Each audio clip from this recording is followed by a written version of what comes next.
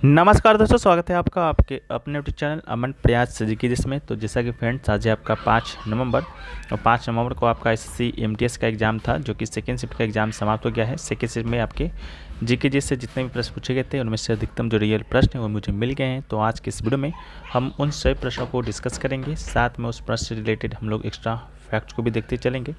तो चलिए वीडियो को स्टार्ट कर लेते हैं बिना किसी देरी के। इससे पहले अगर आप चैनल पर नए हैं, चैनल को सब्सक्राइब कर लीजिएगा। अगर आप लोग सब्सक्राइब किए हुए हैं तो नोटिफिकेशन बेल पर क्लिक कर लीजिएगा और वीडियो को लाइक, शेयर और कमेंट कीजिएगा। और क्या करना है, पीडीएफ का पाना है तो टेलीग्राम चैनल का लिंक डिस्क्रिप्शन में दिया गया है, वहाँ जाकर आप लोग इसका पीडीएफ भी पा सकते हैं। शुरू करते हैं आज के पहले प्रश्न से। तो आज का हमारा जो पहला प्रश्न है कि ब्रह्म समाज की स्थापना किसने किया था।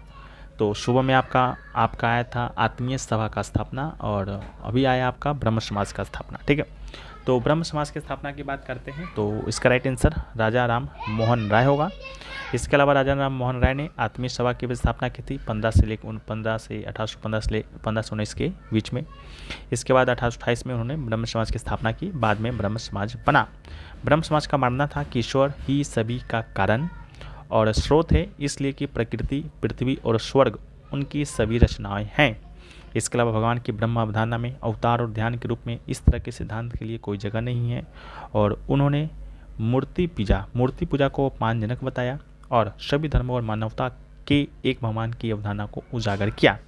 इसके अलावा यहाँ पर कुछ सामाजिक आंदोलन संगठन उनके संस्थापक के नाम दिए गए हैं, जहाँ से आपके एग्जाम में प्रश्न आ रहे हैं। ठीक है, तो यहाँ पर देखिए, पहला है आपका वन महोत्सव की स्थापना किया था के मुंशी, जो कि अभी तक पूछा नहीं गया है।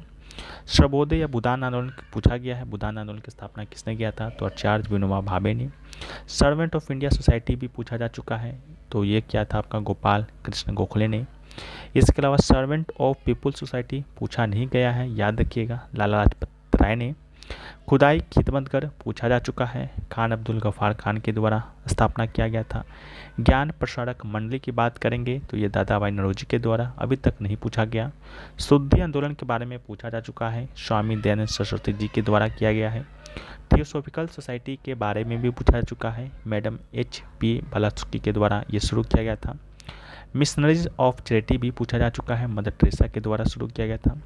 होम रूल आंदोलन भी पूछा जा चुका है, एनी बेसेंट के द्वारा और बाल गंगाधर तिलक के द्वारा। डिफरेंस इतना ही कि बाल गंगाधर तिलक ने अप्रैल में, एनी बेसेंट ने सितंबर 1917 में। नर्मदा बचाओ नहीं पूछा जा चुका है, मेधा पाटकर।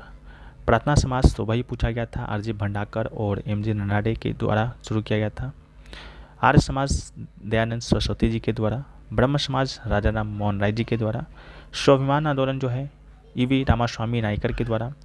तत्वबोधिनी सभा जो है देवेंद्र नाथ टैगोर के द्वारा। सद्भावना के सिपाही सुनील दत्त के द्वारा। सत्यशोधक समाज ज्योतिबा फुल्ले के द्वारा, मुंबई महाराष्ट्र में। श्री नारायण धर्म परिपालन योगम की बात करेंगे तो श्री नारायण गुरु के द्वारा। बहिष्कृत हितकर्णी सभा की स्थापना डॉक्टर भीमराव अम्बेडकर के द्वारा। देव समाज की स्थापना की बात करेंगे तो स्वामी सत्यानंद अग्निहोत्री के द्वारा। अलीगढ़ आंदोलन आपका सर सैयद अमर खां के द्वारा। राष्ट्रीय स्वयंसेवक संघ की स्थापना बली राम हेडगवार के द्वारा। अभिनव भारत की स्थापना वीर R सावरकर के द्वारा। सुलभ इंटरनेशनल की बात करेंगे तो विनेश्वर पाठक के द्वारा। भारतीय विद्या भवन की स्थापना कन्हैयालाल मनकलाल मुंशी के द्वारा। वनराई की बात करेंगे तो मोहन दारिया के द्वारा। सुपर 30 आपका आनंद कुमार के द्वारा। ठीक है, तो इन सभी को याद रखिएगा।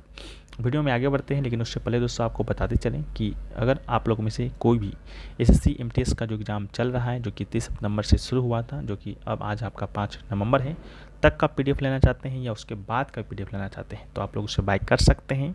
उसमें आपको सभी प्रश्नों का PDF मिलेगा। प्रत्येक शिफ्ट से 20 प्रश्न आपका गारंटेड मिलेगा। ठीक है, तो जितना भी शिफ्ट होता है उसको 20 से काउंट कर लीजिएगा, तो उतना प्रश्नों का PDF आपको दिया जाएगा। ठीक है, 30 अक्टूबर तक आपका 960 प्रश्न हो रहा था, तो इसका पोस्टर यहाँ पर तैयार किया गया था 48 शिफ्टों में। PDF को पाने के लिए आपको 2 WhatsApp नंबर दिया गया है, दोनों में से किसी एक पर आप संपर्क कीजिएगा तो आपको ये PDF है जो कि मिल जाएगा। कितने में मिलेगा, तो 25 रुपये मिलेगा। अगर आपको PDF थोड़ा सा जल्दी में चाहिए तो 25 रुपये जो है इस नंबर पर, किसी नंबर पर फ़ोनपे, गूगल पे, पेटीएम करके स्क्रीनशॉट भेज दीजिए, PDF आपको तुरंत मिल जाएगा। बाकी कोई भी आपका क्यूरी है तो आप लोग पूछ सकते हैं, उसके बाद ही PDF आप लोग बाय कर सकते हैं। साथ में इसका जो लिंक है डिस्क्रिप्शन में दिया रहेगा, वहाँ से भी आप लोग डायरेक्ट हो सकते हैं। PDF हिंदी और अंग्रेजी दोनों लैंग्वेज में उपलब्ध है, तो आप लोग लेना चाहते हैं तो संपर्क कर लीजिएगा। ठीक है, वीडियो में हम लोग आगे बढ़ते हैं। तो हमारा जो नेक्स्ट जो प्रश्न है कि भगवान गौतम बुद्ध के समान कौन है। तो भगवान गौतम बुद्ध की बात करेंगे तो इसका राइट आंसर भगवान महावीर स्वामी दिया गया था आपको ऑप्शन में। तो भगवान गौतम बुद्ध और महावीर स्वामी दोनों ही अध्यात्म गुरु थे और दोनों ही अलग अलग धर्मों की स्थापना किया था। गौतम बुद्ध ने बौद्ध धर्म और भगवान स्वामी ने जैन धर्म। ठीक है, हालांकि भगवान स्वामी जैन धर्म को विकसित किया था, स्थापना नहीं किया था। ठीक है, भारत के दो प्राचीन धर्म है जिसकी जन्मस्थली मगध यानी कि वर्तमान समय का बिहार है तथा दोनों ही धर्म आज भी फल फूल रहे हैं। प्रायः जैन धर्म के प्रवर्तक महावीर स्वामी और बौद्ध धर्म के प्रवर्तक गौतम बुद्ध दोनों समकालिक माने जाते हैं। अगला है कि भारतीय संविधान का अनुच्छेद 165 किससे संबंधित है। तो अनुच्छेद 165 की बात करेंगे तो ये जो है आपका राज्य के महाधिवक्ता से संबंधित है, तो इसका राइट आंसर आपका राज्य का महाधिवक्ता होगा। महाधिवक्ता की बात करते हैं तो भारत में एक जो महाधिवक्ता होता है राज्य सरकार का कानूनी सलाहकार होता है। ठीक है, यानी कि राज्य सरकार को किसी भी विषय पर आपका कानूनी सलाह देता है। इसके अलावा यह पद भारत के संविधान के द्वारा अनुच्छेद 165 के तहत बनाया गया है। यह संघ सरकार के स्तर पर भारत के महान्यायवादी के समान होता है। ठीक है, जिस प्रकार संघ के स्तर पर महान्यायवादी होता है उसी प्रकार से राज्य के स्तर पर आपका महाधिवक्ता होता है और प्रत्येक राज्य के राज्यपाल महाधिवक्ता के रूप में ऐसे व्यक्ति को नियुक्त करते हैं जो एक उच्च न्यायालय यानी कि हाईकोर्ट के न्यायाधीश के रूप में नियुक्त होने के योग्य हों। साथ में महान्यायवादी की बात करते हैं तो भारत का संविधान का अनुच्छेद 76 जो है महान्यायवादी से संबंधित है, जबकि अनुच्छेद 165 भारत के महाधिवक्ता के पद से। इसके अलावा राज्य के महाधिवक्ता का कार्यालय भारत के महान्यायवादी के कार्यालय के अनुरूप है, क्योंकि महाधिवक्ता राज्य का मुख्य विधि अधिकारी होता है और महाधिवक्ता भारत का सर्वोच्च विधि अधिकारी होता है। राज्य के कानूनी मामले में महाधिवक्ता को भेजे जाते हैं, जब संघ या केंद्र सरकार के कानूनी मामले भारत के महान्यायवादी को भेजे जाते हैं। अगला क्वेश्चन पूछा गया कि युद्ध या बाहरी हमले के आधार पर राष्ट्रीय आपातकाल की घोषणा होने पर कौन से अनुच्छेद स्वतः ही निलंबित हो जाता है। तो इसका राइट आंसर अनुच्छेद 19 होगा। भारतीय संविधान का अनुच्छेद 358 जो है उसके तहत युद्ध या बाहरी हमले के आधार पर राष्ट्रीय आपातकाल की घोषणा होने पर अनुच्छेद 19 के तहत 6 मौलिक अधिकार जो है स्वतः ही निलंबित हो जाते हैं। इसके अलावा आपातकालीन प्रावधान भारतीय संविधान के भाग 18 में अनुच्छेद 352 से लेकर 360 तक में निहित है। यह प्रावधान केंद्र सरकार को किसी भी असामान्य स्थिति से प्रभावी ढंग से निपटने में सक्षम बनाता है। इसके अलावा संविधान में 3 प्रकार की आपात स्थितियाँ निर्धारित की गई है। राष्ट्रीय आपातकाल अनुच्छेद 352 के तहत, संवैधानिक आपातकाल अनुच्छेद 356 के तहत और वित्तीय आपातकाल अनुच्छेद 360 के तहत। ठीक है, अगला है केलुचरण महापात्र निम्नलिखित में से किस शास्त्रीय नृत्य के प्रसिद्ध नर्तक हैं। तो इसका राइट आंसर आपका ओडिसी होगा। ओडिसी एक प्रमुख प्राचीन शास्त्रीय नृत्य है जिसकी उत्पत्ति भारतीय राज्य उड़ीसा में हुआ और ओडिसी के प्रसिद्ध नर्तक की बात करते हैं तो सुजाता महापात्रा, केलुचरण महापात्रा, रविकांत महापात्रा, गंगाधर प्रधान आदि। अगला है निम्नलिखित में से कौन सा प्राइवेट कंपनी नहीं है। 4 ऑप्शन दिया गया था, एक डाबर दिया गया था, एक भेल दिया गया था, टिस्को दिया गया था और रिलायंस दिया गया था। ठीक है, तो इनमें से आपका सरकारी कंपनी पूछा था, कौन है प्राइवेट कंपनी नहीं पूछा था, यानी कि सरकारी कंपनी पूछा था। तो इसका राइट आंसर आपका भेल यानी कि भारत हैवी इलेक्ट्रिकल्स लिमिटेड आपका इसका राइट आंसर होगा। भारत में सरकारी और प्राइवेट कंपनी की बात करते हैं तो उसकी सूची आप यहाँ पर देख सकते हैं। सरकारी कंपनी की है Hindustan steel limited, Hindustan shipyard, भारतीय विमानपत्तनम प्राधिकरण, भारत कोकिंग कोल लिमिटेड, इसके अलावा Bharat electronics limited, power grid corporation of India, Hindustan petroleum corporation limited, ये सब क्या है सरकारी कंपनियाँ। प्राइवेट कंपनी की बात करते हैं Reliance industries limited, Indian oil corporation limited, Tata Motors limited, भारतीय स्टेट बैंक, भारतीय petroleum corporation limited, oil and natural gas limited, Tata consulting services limited, ये सब क्या है प्राइवेट कंपनी है।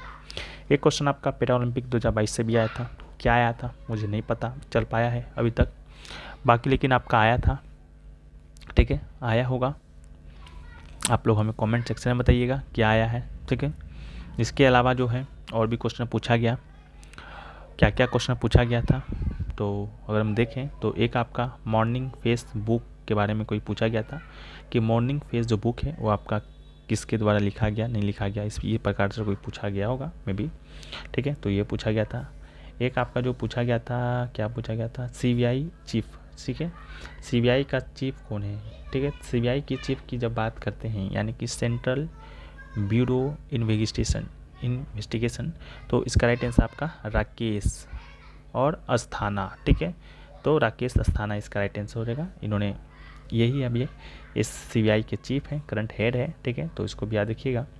इसके अलावा जो पूछा गया आपसे, एक आपका PV = nRT पर आपका न्यूमेरिकल देखने को मिला था, ठीक है, तो इसको भी आप लोग याद कीजिएगा और सेकंड बताइएगा कि सेकंड शिफ्ट में और कौन कौन से क्वेश्चन पूछे गए हैं। तो अभी तक तो हमें यही क्वेश्चन मिले हैं। आशा करते हैं कि सभी प्रश्न है आपके 100% रियल हैं और वीडियो से कुछ आपको प्रॉफिट हुई होंगी। तो वीडियो को लाइक कर दीजिएगा, चैनल को सब्सक्राइब कर दीजिएगा। मिलते हैं नेक्स्ट वीडियो में, जब तक के लिए जय हिंद।